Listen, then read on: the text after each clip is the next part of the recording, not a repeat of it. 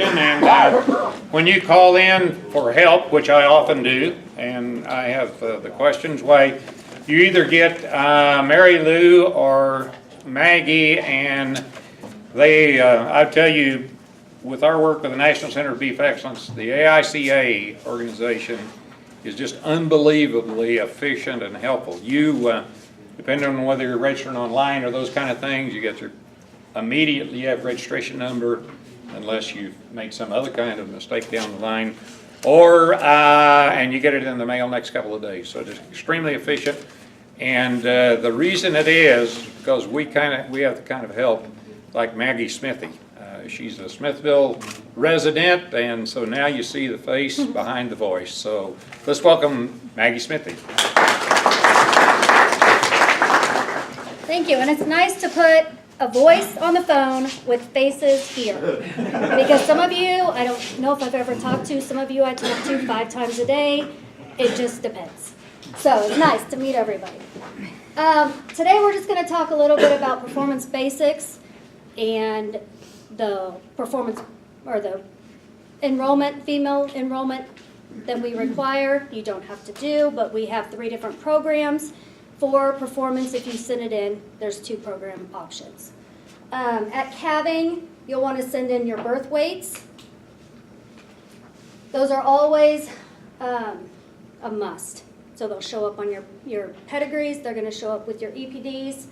The birth weight measurements must be taken as soon as the calf is born, if possible. They should also be weighed and then identified with a permanent identification number or a tattoo. You should make sure you do not have 2 calves born in the same year that you tattoo the same number. We've had that problem. We will kick them out. You have to add either another digit or a letter to their tattoo, unless they're opposite sex, and you can do that. You can have the calving, udder, and teat scores are located on the calving screen. I'm going to do a walkthrough here in a little bit and show you some of the stuff online. I'm going to register some calves for Virginia Tech as well, so if you have any questions, we can go through it in just a few minutes. The calves at weaning. The weaning weight should be taken when all calves in one contemporary group are between 140 and 270 days old. If the days of a calf fall outside these guidelines of an adjusted 205-day weaning weight, it will not be calculated. We had this problem. They call in and say, why is my weaning weights not showing up? It's because it's either falling under the 140, most definitely it usually falls over the 270-day age range. The hip height and docility scores should also be collected at this time. I will show you where those drop-down arrows are on the weaning screen. And then you can also send in the dams weaning, the body condition scores, and a weight on each cow should be collected at weaning. Hey, Who's calling you me? turn in the hip heights, how come we never see any frame scores on the registration picture? It's not on there. Wow. I don't know. That's not my... Neil? It's in the system. Yeah, it's in the system. We do that at yearling, and there's not a frame at weaning. All right, I should turn in the yearling too, Rick, but it's not on. Yeah, it doesn't Not come in on. the system. Take that up. Okay. It is a function of improvement of what they want to report, what they don't want. Yep, but mine's always, I don't see the frame score on that, but if you put in the yearling, frames at yearling, then it shows frame.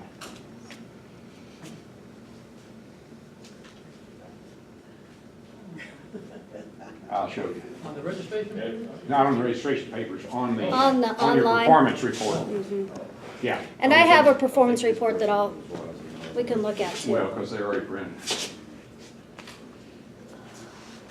At yearling, the yearling weights must be taken at no less than 270 days of age and a minimum of 70 days between the weaning and the yearling dates.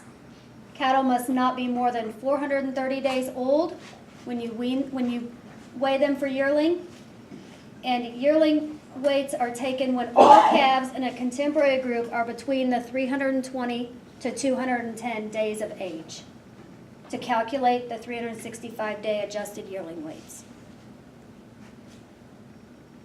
Other yearling measurements taken at that time are the scrotal circumference, hip height, and ultrasound measurements.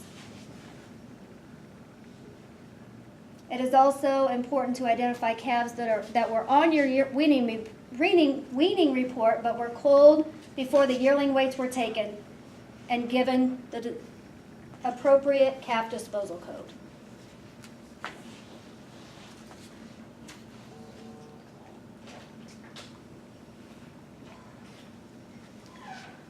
The ultrasound data should be collected on calves in the yearling contemporary group, and cattle should be between 320 to 430 days old. If you want the yearling weights used for your ultrasound, you just need to let me or Mary Lou know, and we will use those dates and weights. The ultrasound technician sends in the ultrasound measurements to the approved lab, the files are read, and then they send to us for the data entry.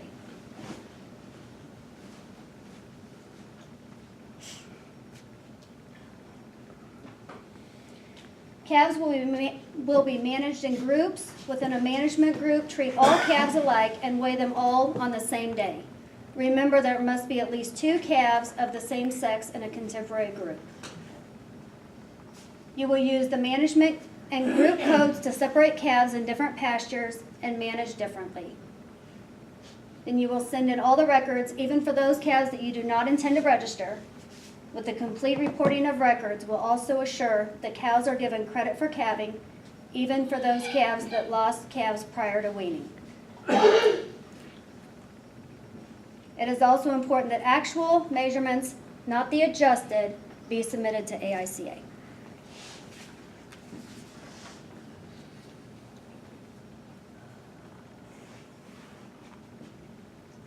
And on here, I'm going to just touch base on this a little bit. As he had mentioned, if there's calves that you don't want registered, you can leave the name of the calf off, send in the tattoo, birth date, sire dam, birth weight, weaning weight, yearling weight. The information on the calf will still be inputted in that contemporary group. You just will not register it if that's how you choose it to be. And it'll stay a P number or a temporary number.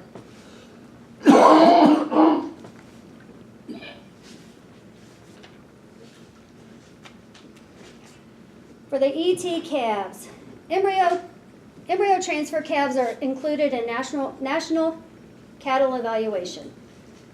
The recipient cow is required. Information needed is the breed of the cow recipient, the year of the birth of recipient cow, and a permanent identification number or tattoo number for the recipient cow.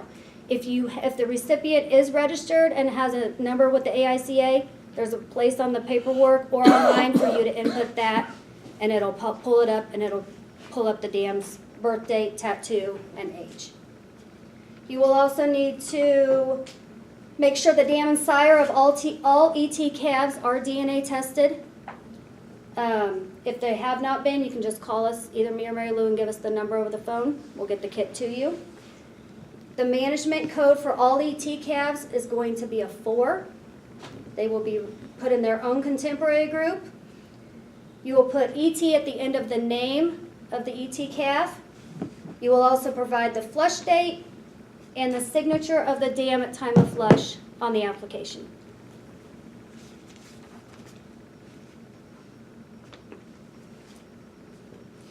If you have single animal contemporary groups, they are not used in the National Cattle Evaluation. That includes twins, calves managed as singles, ET calves without recipient information. So those will all be ratioed as 100, and they will not go in with the evaluation. Excuse me. The question about the age of the recipient, does that help the program adjust the weight of the calf? Well, it's so we can put it in with the contemporary group. Okay. Because if you want your ET calves put in with other ET calves, we have to have the recipient information. Well, wouldn't the recipient's age help the program adjust the weight of the calf? Yes. Because a young recipient's going to maybe not give as much milk as a 4-year-old. Right. Age of the recip is generally required for ET calves for that very reason. Right. Because you want to eliminate the maternal effects, so the advantage environmental advantage that comes from, the age of dam or the breed of the dam, you would account for both of those things on ETs. And there's data back there from each breed to help make that adjustment? That has to be completely bogus information though, because people buy recips at, for example, Transova, you have no earthly idea how old they are.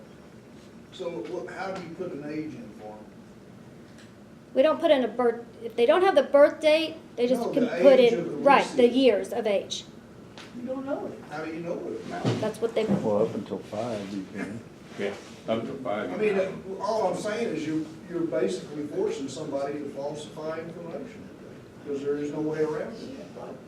I got 6 recips from Transova Place, and they just showed up and they all had embryos in them, and I haven't a clue the age of them. Then you don't. then you would, yeah, then you wouldn't record it and they would be ratioed by themselves. Yeah. Always be. These are the deadlines. April 15th, I think Sally touched base a little bit. July 15th, November 15th, and then the results from GeneSeek for the DNA test. They take 3 to 4 weeks depending on their volume. Sometimes it's 5, sometimes it's 6. You are more than welcome to call us, me or Mary Lou, and ask if we have the DNA results on a specific animal. Just make sure you have the registration number or a tattoo and we can pull it up and tell you if they're done or not at that time. You can do tail hair, a blood card, tag punch, or semen. The lab does prefer the blood cards or the tag punch. If you, when you call in, let us know if you need blood cards and we can send those cards out to you guys with the paperwork for the DNA. Tissue. The little hole, Tissue sample. yeah, the tissue sample.